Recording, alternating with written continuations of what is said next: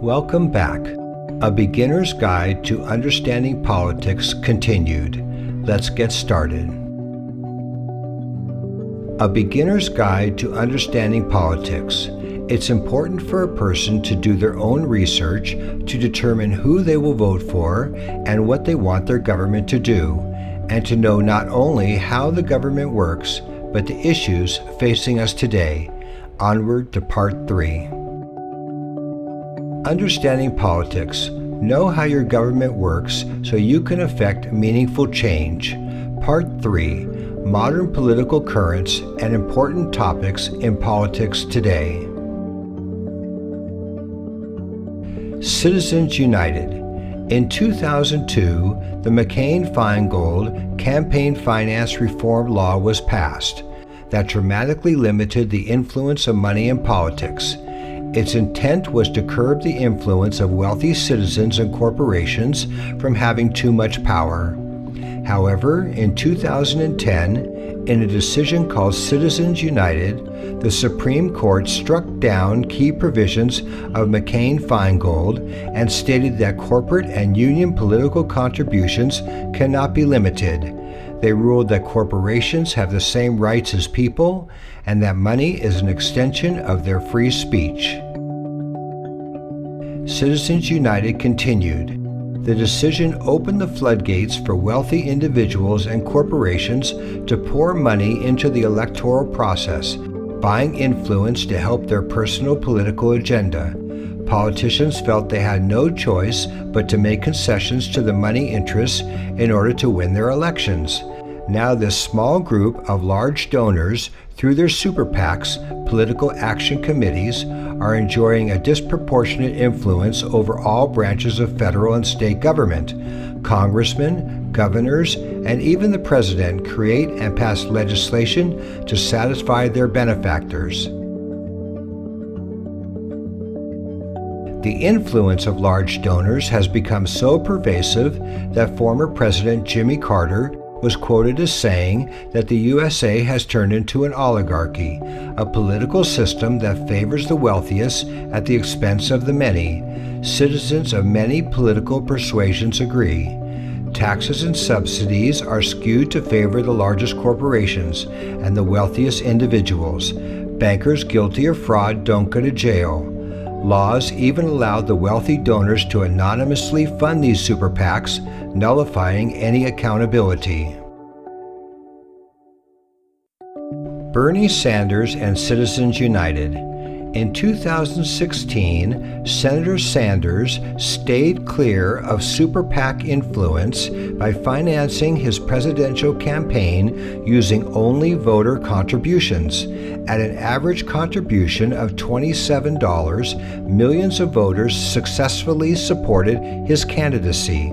This was a breakthrough towards fairer elections. He would not be beholden to wealthy donors or corporations who fund most other campaigns.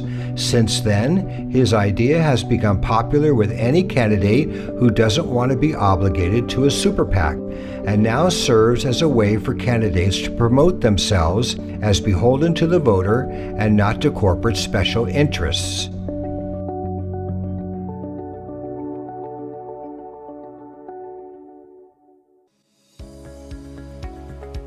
Trickle-down economics. The theory was, give tax breaks to the wealthiest Americans and corporations, and these job creators will have more money to pass to the middle class, thereby stimulating the economy. Here's what really happened. Elizabeth Warren explains the failure of trickle-down. Up until 1980, 90% of all people, middle class, working people, poor people, got about 70% of all the new income that was created in the economy, and the top 10% took the rest. Since 1980, guess how much of the growth in income the 90% got? Nothing. Zero. In fact, it's worse than that. The average family not in the top 10% makes less money than a generation ago.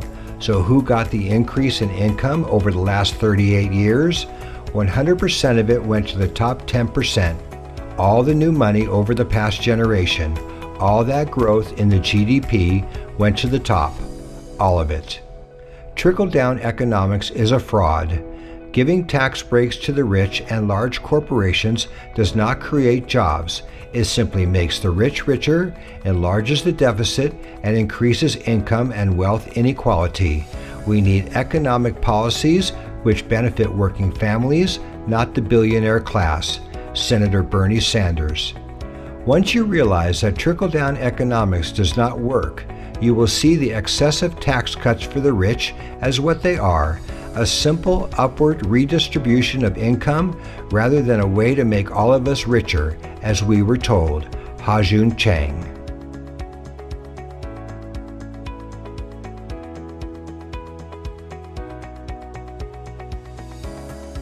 Redistricting, the reallocation of representatives to the House of Representatives.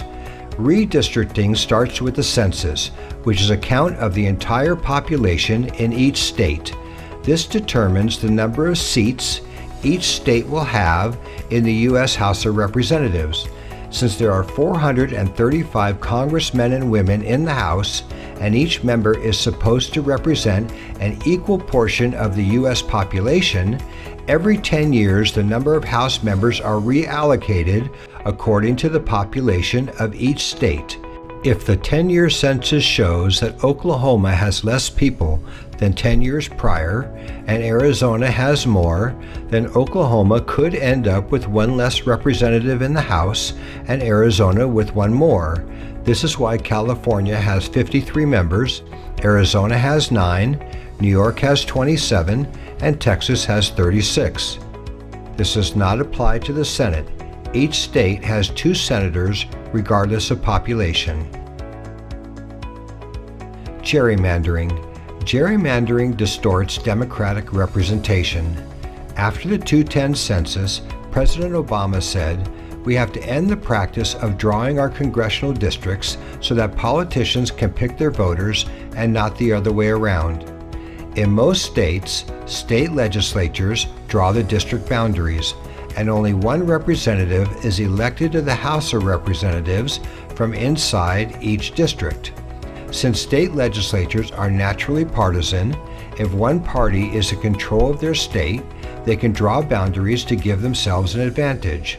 Some legislatures are more brazen than others.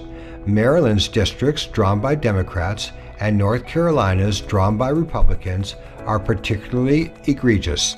Reform advocates have proposed various solutions. In some states, redistricting is put in the hands of an independent commission.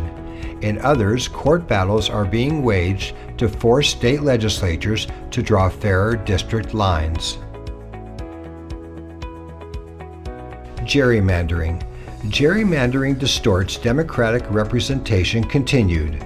For example, during the 2010 census, the Republicans controlled many of the state legislatures. After gerrymandering the districts for the 2012 congressional election, they ultimately secured a disproportionate amount of seats in the House of Representatives. They also sealed their dominance in their state legislatures. Since then, several lower court decisions determined that gerrymandering did indeed compromise the vote and threw out several state district maps. When these decisions were ultimately brought before the U.S. Supreme Court, they ruled that gerrymandering that discriminates on racial grounds is unconstitutional, but in June 2019 voted against a challenge to the maps of Maryland and North Carolina, ruling that only excessive partisan gerrymandering violates the Constitution. The electoral vote, electing a president of the United States. When it comes to electing a president of the United States, the one with the most votes doesn't always win. The number of electors for each state is determined by the total number of congressional representatives in that state. Each state will always have a minimum of 3 electors, 2 senators, and 1 member of the House.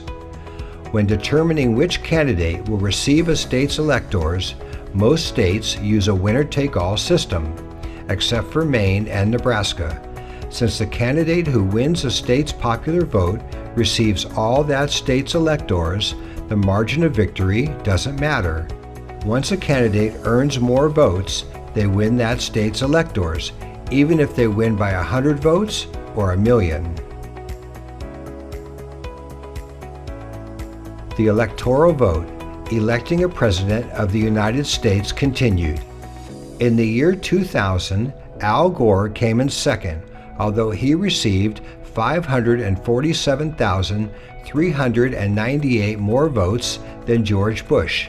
He was the first person since 1888 to win the popular vote but lose the election. President Bush ultimately ended up with 271 electoral votes after winning the state of Florida. A presidential candidate needs a minimum of 270 votes to win. In the 2016 presidential election, Ms. Clinton won by huge margins in very populous states like California and received 3 million more votes than her opponent, but because she lost by very small margins to President Trump in several Midwestern states, she also won the popular vote and lost the election.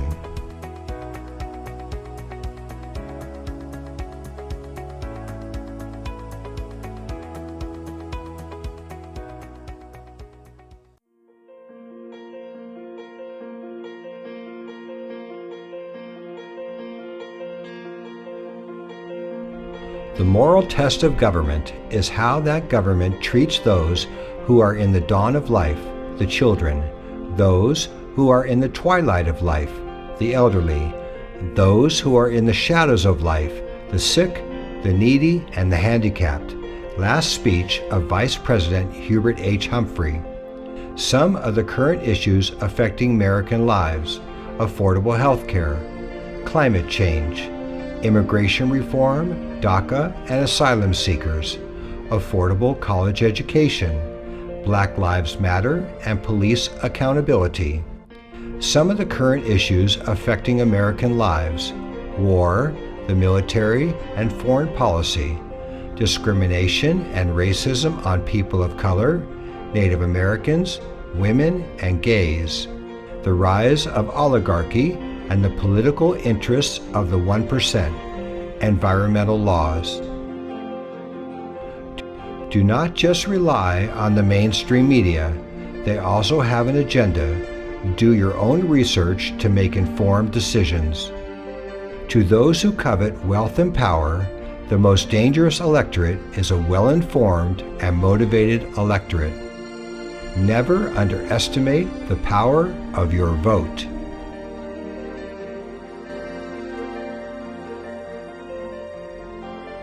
Worth reading again.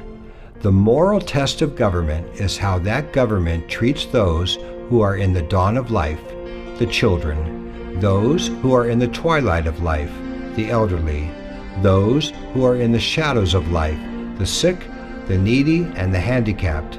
Last speech of Vice President Hubert H. Humphrey. Other current issues affecting American lives: the budget and our tax dollars. Where does the money go? The power of banks, wealthy donors, and their influence on U.S. laws. The influence of corporations, oil, pharmaceutical, agribusiness, etc. The laws they create to benefit themselves at our expense. Voter suppression. More current issues affecting American lives: the two political parties, who controls them and what are their political agendas, a citizen's right to protest, jails, incarceration, discrimination, and the for-profit prison system, abortion, a woman's right to choose versus right to life. An informed electorate will always choose representatives who will better serve their needs. It's essential that every citizen is educated, informed, and motivated. You are the critical element in a democracy's success. Never underestimate the power of your vote. A Beginner's Guide to Understanding Politics. These two articles and video inspired me to create this presentation. Can teaching civics save democracy? Tens of millions of Americans would flunk any basic civics class. It's ridiculous that more people under 30 recognize Pikachu than Vice President Biden. Understanding politics. I hope you found this presentation informative and have a better understanding of how our political system works. Now feel empowered to do your part in America's democracy. Make informed choices for yourself, your family, your community, your state, and your country as a whole. End of Part 3.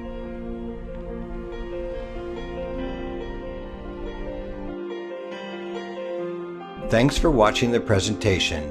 If you liked what I created and want to support my work, please donate via PayPal at greenlightemporium73@gmail.com. Any donation of $50 or more will receive a free set of flashcards of the entire presentation. Great for kids, teenagers, and the entire family. I look forward to making the next presentation. I want to dive deeper into PACs and Super PACs, who funds them and influences them, citizens' rights and Miranda, organizations that support different grassroots issues, state and local government issues, the importance of circuit, district, and appellate courts, the current Supreme Court and the vote, and so much more. There are many rules and procedures in U.S. politics, and many nuances to each issue affecting us. I hope you're encouraged to support this endeavor.